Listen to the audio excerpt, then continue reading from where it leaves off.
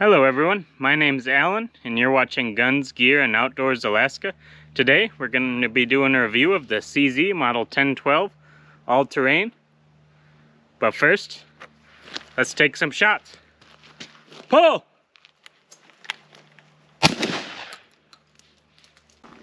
Pull!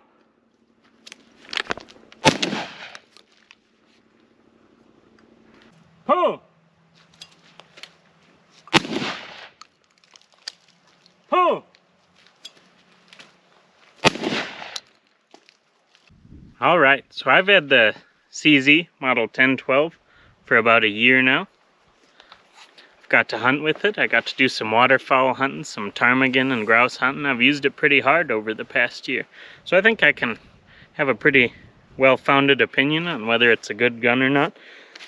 But first I picked this up as kind of just a general purpose field hunting gun. I wanted one do-it-all 12 gauge that would work for waterfowl or upland hunting or whatever I'm doing at the time. And I went with the Model 1012 all-terrain because the all-terrain model had sling swivels, which I think is really important on a field shotgun like that.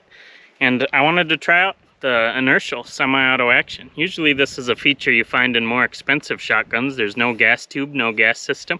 It's just recoil, unlocks the bolt, and then the residual energy takes it the rest of the way. It's a really cool operating system. And it's been pretty reliable with me so far.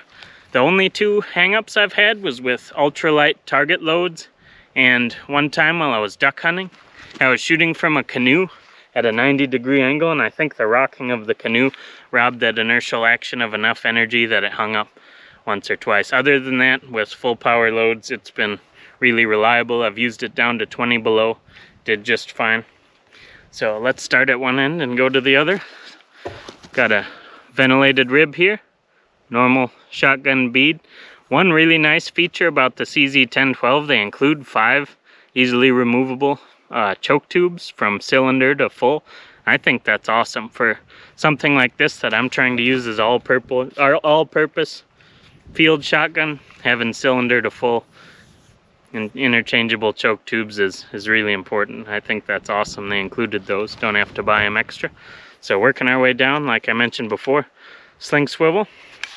Fore end is wood. It's not the fanciest wood in the world, but it does the trick. It's got nice checkering, nice finger grooves. I can get a good grip on it. I like that. One thing that really stands out about the all-terrain model is this green Cerakote finish. I thought that was kind of weird looking at first when I saw it in the catalog, but now that I got it in person, it's fine. It doesn't look bad with the wood. But I do wish it was a little more durable. The finish has worn off and a lot of the sharp edges. It does scratch up and it does wear away. I don't know how well that's going to come through on camera, but it's not the most durable finish in the world. But I haven't put any oil on the barrel or anything, and it hasn't rusted up on me. So the finish is doing its job there. Just a minor complaint, cosmetic, it wears off, but oh well, that's not a big deal. So we come back here, I can talk about the operations of the action. So we got our safety right here. It's great for a right-hander. I don't know if you can switch it or not, but right in front of the trigger guard, comes off really fast if you're making snapshots on birds and things. It's a good safety for that. So you can see while we're cocked, the bolt just comes back and forward.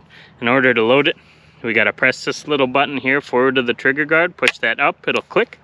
We can grab the bolt and pull it back then. Throw a cartridge in there, and then this button releases your bolt. You want to press the forward part of this button. That's important, and I'll explain that in a minute later. That'll drop your bolt. The other shells load through the bottom gate like normal.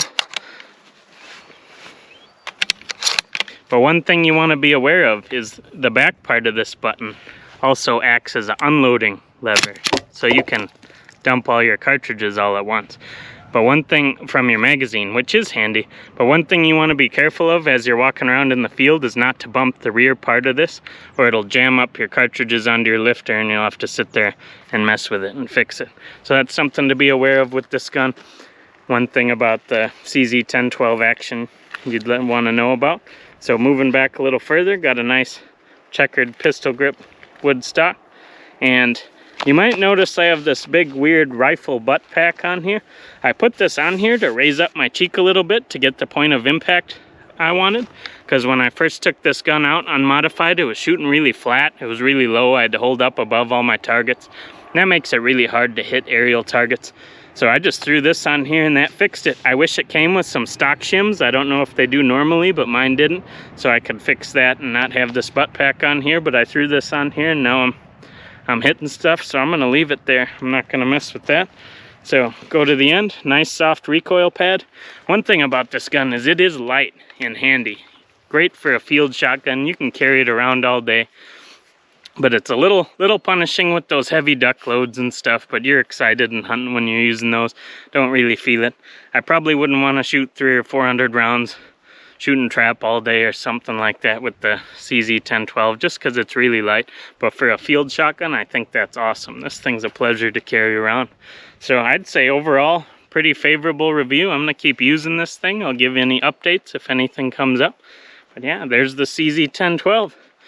I would call it a good general purpose semi-auto shotgun. So let me know what you think in the comments. Thanks for watching and have a good one.